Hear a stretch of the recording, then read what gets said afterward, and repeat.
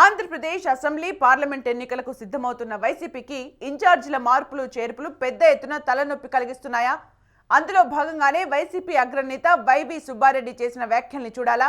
నియోజకవర్గాల బాధ్యుల విషయంలో పార్టీ పరంగా రాబోయే రోజుల్లో పెద్ద మార్పులేమీ ఉండబోవని ఆయన వ్యాఖ్యానించడాన్ని ఎలా అర్థం చేసుకోవాలి? ఇప్పటికే పలు చోట్ల సిట్టింగ్లు, ఆశావహులు కొందరు ఫ్యాన్ గాలి నుంచి పక్కకు వెళ్లిపోయారు. మరికొందరు తమకు అధిష్టానం చెక్ పెడితే కండువా మార్చేసేందుకు సిద్ధంగా ఉన్నారన్న ప్రచారం సాగుతోంది. ఈ నేపథ్యంలోనే అన్ని ఆలోచించి జగన్ ప్రభుత్వం వెనకడుగు వేసిందన్న దానికి వైవి వ్యాఖ్యలే నిదర్శనమా, లేక మరేదైనా వ్యూహం దాగుందా?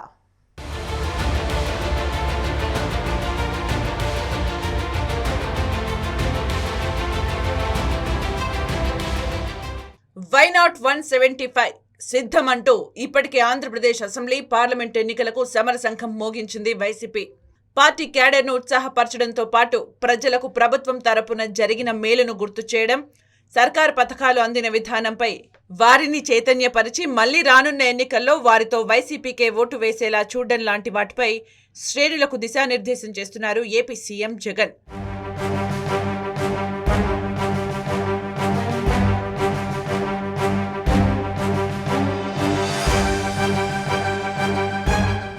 ఈ సంగతి కాస్త పక్కన పెడితే మరోవైపు రానున్న ఎన్నికల్లో పోటీ చేసే అభ్యర్థుల్ని ఖరారు చేసుకుంటూ వెళ్తున్నారు వైసీపీ అధినేత సీఎం జగన్. ఇప్పటికే 14 ఎంపీ, 61 అసెంబ్లీ స్థానాలకు ఇన్ఛార్జీలను మార్చివేశారు. మరికొందరిని త్వరలోనే మారుస్తారన్న ప్రచారం ఓ వైపు సాగుతోంది. ఇలాంటి వేళ పార్టీ అగ్రనేత వైవి సుబ్బారెడ్డి చేసిన వ్యాఖ్యలు ప్రాధాన్యం సంతరించుకున్నాయి. ఇప్పటికే చాలా మందిని సీఎం జగన్ మార్చేశారని, రాబోయే రోజుల్లో మరిన్ని మార్పులు ఉండకపోవచ్చని అభిప్రాయపడ్డారు సుబ్బారెడ్డి. దీంతో ఇప్పుడు వైవి చేసిన కామెంట్లపైనే పెద్ద ఎత్తున రాజకీయ వర్గాల్లో చర్చ జరుగుతోంది. మరిన్ని జాబితాల విడుదల ఏ క్షణమైనా ఉండొచ్చన్న వార్తల నేపథ్యంలో సుబ్బారెడ్డి ఎందుకిలా వ్యాఖ్యానించారన్నది ప్రాధాన్యం సంతరించుకుంది.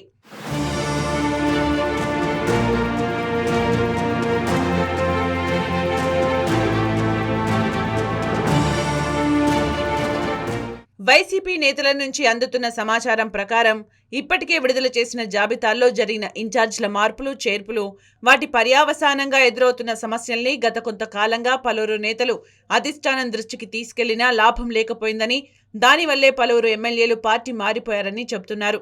ప్రధానంగా కొంతమంది ఎంపీల విషయంలో జరిగిన చర్చను ఈ సందర్భంగా హైలైట్ చేస్తున్నారు. కొందరికి ఇష్టం లేకపోయినా, అంటే ఉదాహరణకు తిరుపతి ఎంపీ సీటు లాంటి చోట ఎమ్మెల్యే ఆదిమూలంకు ఇష్టం లేకపోయినా పార్లమెంటుకు పోటీ చేయమని చెప్పడంతో ఆయన పార్టీని వీడారు. దీంతో గురుమూర్తిని మళ్లీ వెనక్కు పంపించాల్సి వచ్చిందని గుర్తు చేస్తున్నారు. ఇవన్నీ ఒకెత్తైతే ఒంగోలు ఎంపీ సీటు విషయంలో జరుగుతున్న రగడ అంతా ఇంతా కాదన్న వాదన వైసీపీ వర్గాల నుంచి బలంగా వినిపిస్తోంది.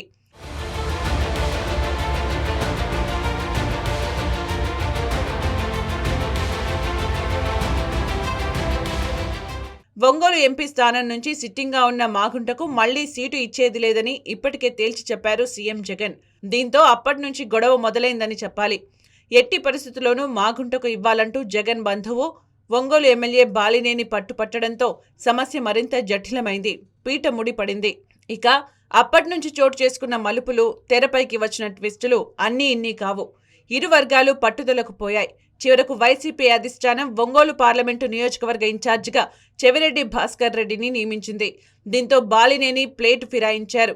చెవిరెడ్డికి ఎట్టి పరిస్థితుల్లోనూ ఒంగోలు ఎంపీ దక్కకుండా చేయాలని డిసైడ్ అయిన ఆయన తానే స్వయంగా రంగంలోకి దిగుతానని ముఖ్యమంత్రికి చెప్పినట్లు తెలుస్తోంది. ఒంగోలు ఎమ్మెల్యే సీటు నుంచి తన కుమారుడు రంగంలో ఉంటాడని చెప్పినట్లుగా తాడేపల్లి వర్గాలు చెబుతున్నాయి. దీనిపైనే తాజాగా సీఎంను కలిసిన బాలినేని అన్ని విషయాలను చర్చించినట్లు తెలుస్తోంది.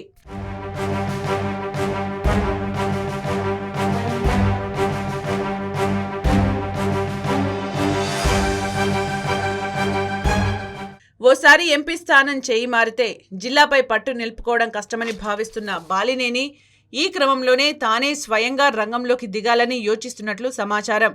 దీంతో ఏం చేయాలన్న దానిపై వైసీపీ అధిష్టానం మల్లగుల్లాలు పడుతున్నట్లు తెలుస్తోంది. పైగా ఇప్పటి వరకు పార్టీ మారిన ఎమ్మెల్యేలు మొదట్లో జగన్ మాట వింటామని చెప్పినా, కొంత అసంతృప్తి వ్యక్తం చేసినా ఆ తర్వాత మెల్లగా స్వరం పెంచి తమ దారి తాము చూసుకున్నారు. దీంతో ఎప్పుడేం జరుగుతుందోనన్న ఆలోచనలో తాడేపల్లి పెద్దలు ఉన్నారన్న వాదన వినిపిస్తోంది.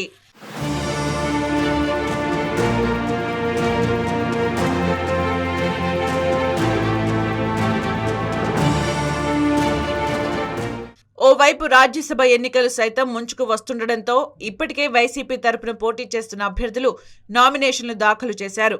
పార్టీ తరపున పోటీ చేస్తున్న ముగ్గురు గెలవాలంటే అందరి ఎమ్మెల్యేల మద్దతు అవసరం. దీంతో వారి ఓట్ల కోసం పార్టీ అధిష్టానం ఈ విషయంలో కాస్త వెనకడుగు వేసిందని, అందుకే వైవి సుబ్బారెడ్డి ఇక ముందు పెద్ద మార్పులేమీ ఉండబోవంటూ ప్రకటించారని అంటున్నారు విశ్లేషకులు. జగన్ కు అత్యంత సన్నిహితంగా మెలిగే నేతల్లో వైవి ఒకరు. ఆయన ఇలా చెప్పారంటే విషయంలో ఉన్న సీరియస్నెస్ గమనించాలని చెబుతున్నారు. మరోవైపు పెద్దల సభకు జరగనున్న ఎన్నికల నేపథ్యంలో సీఎం జగన్ కావాలనే ఇలా స్పీడ్ తగ్గించారని, ఇదంతా పక్కా గేమ్ ప్లాన్ అని చెప్పే వాళ్లు మరికొందరున్నారు. మరి వాళ్ల మాట వీళ్ల మాట పక్కన పెడితే వైసీపీ తరపున ఇంకా జాబితాలు విడుదలవుతాయా లేక ఆగిపోతాయా అన్నది తెలియాలంటే కొన్ని రోజులు ఆగాల్సిందే.